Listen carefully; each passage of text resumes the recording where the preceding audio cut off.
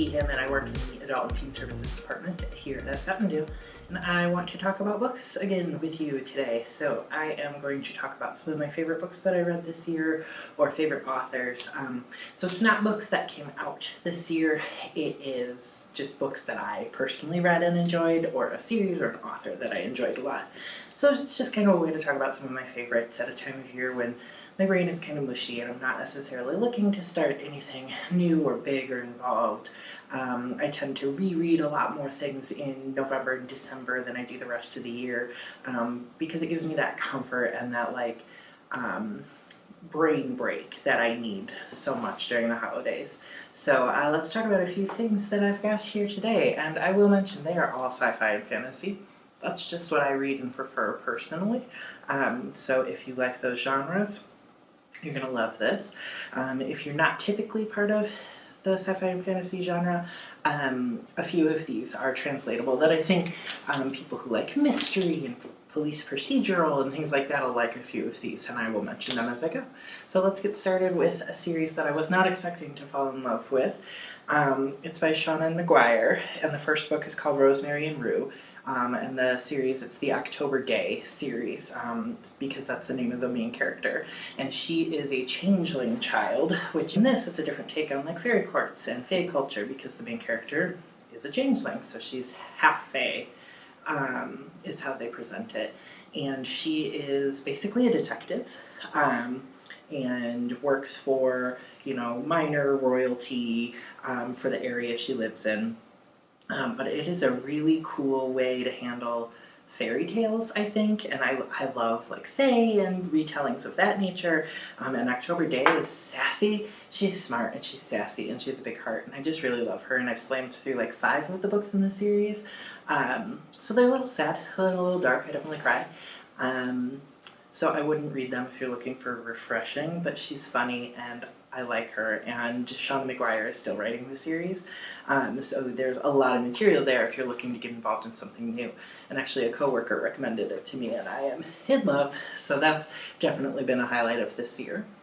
I also read a fair amount of Charlie N. Holmberg's books, and so Spellbreaker and its sequel Spellmaker are her more recent duology, when this one is about a girl who lives in like a Victorian era world. It's supposed to emulate like steampunk type writing. So it's Victorian sensibilities and like the stereotypes we would think of for 19th century England, but with a twist. So, and this twist is that there's types of magic, and her type of magic that she can do, which is technically illegal unless she registers with the guild, is that she can undo other people's magic.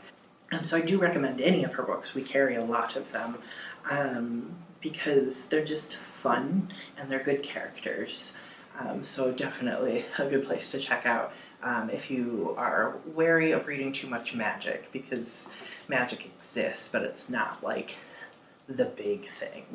I have recently stopped trying to say things are a guilty pleasure. I used to joke that certain authors and certain books were guilty pleasures. And I would say that because there was a part of me that was ashamed that I liked reading certain things. And I think as a society, we definitely still shame people for what they choose to read, and I think that is ridiculous. The fact that romance as a genre is seen as a flighty, female, not real literature, I think is ridiculous. And that's kind of what made me start thinking about talking about guilty pleasures. And then that morphed into how we talk about adults who read YA, or young adult fiction. I know a lot of adults who don't like to admit that they read YA authors, but that shouldn't be a thing that we worry about, because reading is good for your brain no matter what you're doing, and if you're enjoying it, I don't care what you're reading, and you shouldn't be ashamed of what you read either. So Anne Bishop used to be one of the authors that I would say is a guilty pleasure. And the reason I would say that is because her books are definitely fantasy, but they are the romance novel of fantasy, in that the focus of them ultimately is on relationships, and there's some raunchy and some sexy and all the tropes that you think of when you think of romance. on top of a fantasy world where the magic system is very gendered, but flipped on its head. So while women in this world still exhibit the stereotypical feminine qualities that we might think of in our world, what Anne Bishop's worlds have done is given women the stronger magical power. But her books can be very dark. Her original trilogy, the Black Jewels trilogy, the first book ends with a very brutal rape scene. And that is a pretty common theme in her books, that is such an incomprehensible sin, and the damage that it does to the victims is a repeated concept. But because the emphasis of Anne Bishop's worlds were always on the feminine power, rape is kind of the one way that they can break that power in her world. So you have to go into that knowing that you're going to be reading that kind of stuff. And there is some physical violence beyond that even. That said, I can't get enough of her writing. I love her characters. I don't know what it is. But so her original Black Jewels trilogy is at this point over 20 years old. And she has been writing books that take place in that world for years, sporadically in between her other series. And I've read them all. I own them all. And so like I'm just looking at her like book list in the front of this book. And the Black Jewels series has 3, 4, 5, 6, 7, 8, 9, and then this is book 10.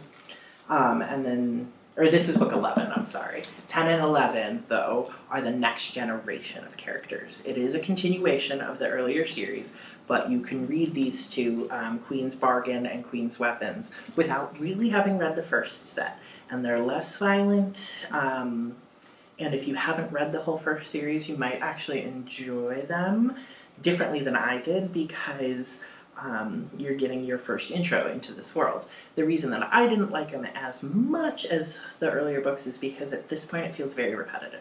Sure, they're new characters, but the cycle and the tropes are similar.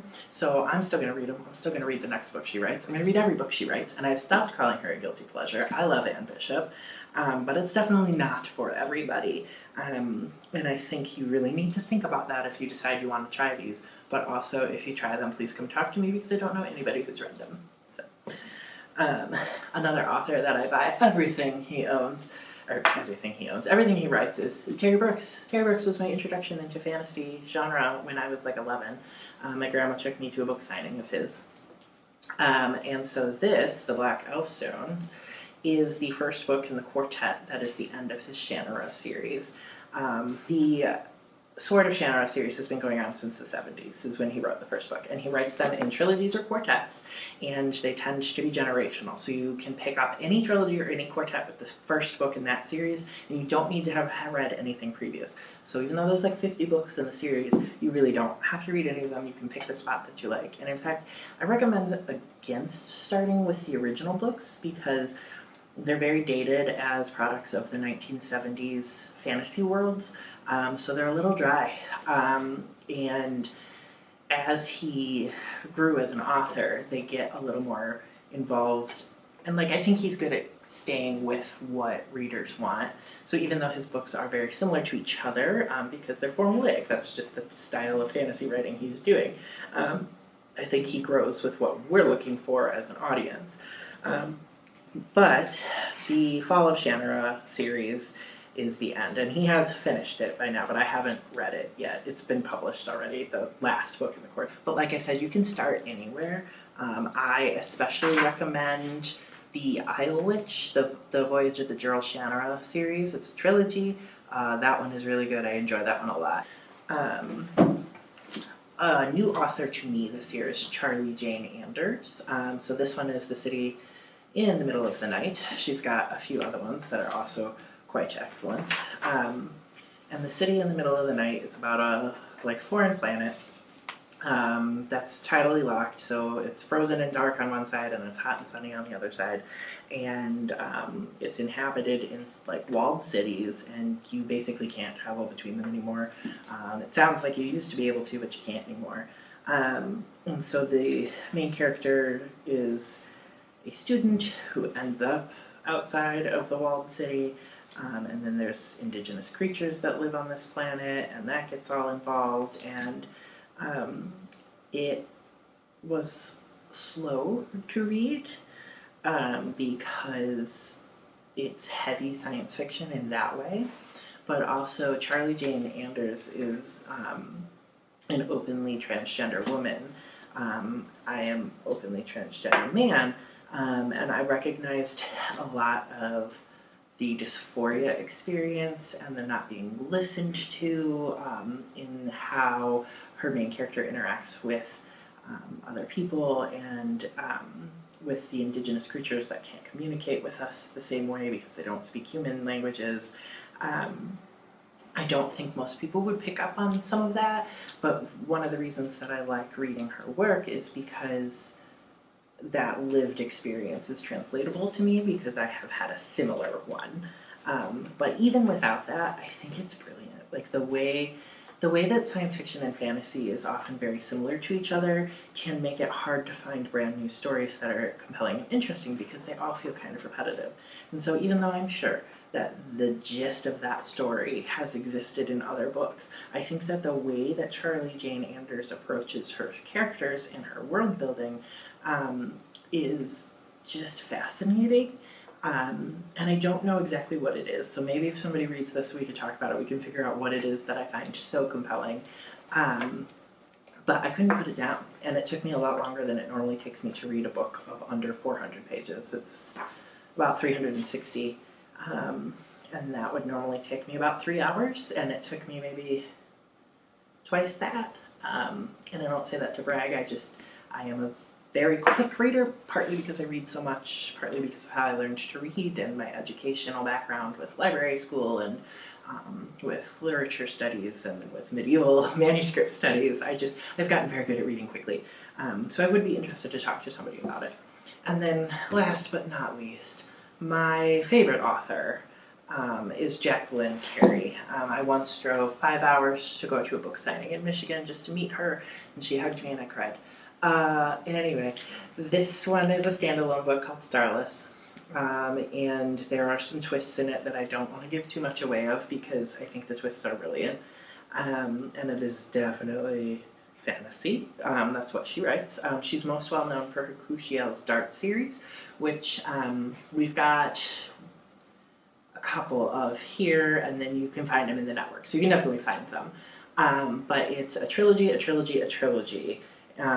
starting about 20 years ago, and I've just reread them all because I reread her stuff every so often. But Starless doesn't have anything to do with those.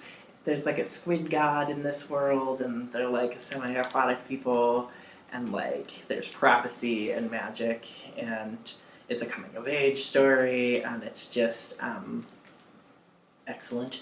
She's also written a retelling of Shakespeare's The Tempest. It's called Miranda and Caliban, and I love that. She's got a trilogy where there's a woman who lives in Michigan that serves the Norse goddess Hel. So that's really fun. Like I like how she writes. And she just also writes inclusive worlds. Her characters are all sorts of different types of people.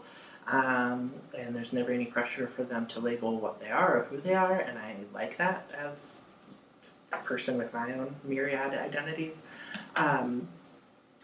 And Cushiel's Dart used to be one of the ones that was a guilty pleasure for me because it is a world where the main character in that series is a courtesan.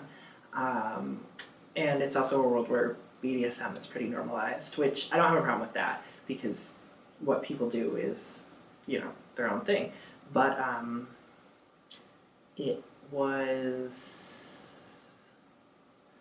they're sexy books, and again, it veers into that romance where I didn't want to admit that I was reading books where a lot of it is sex.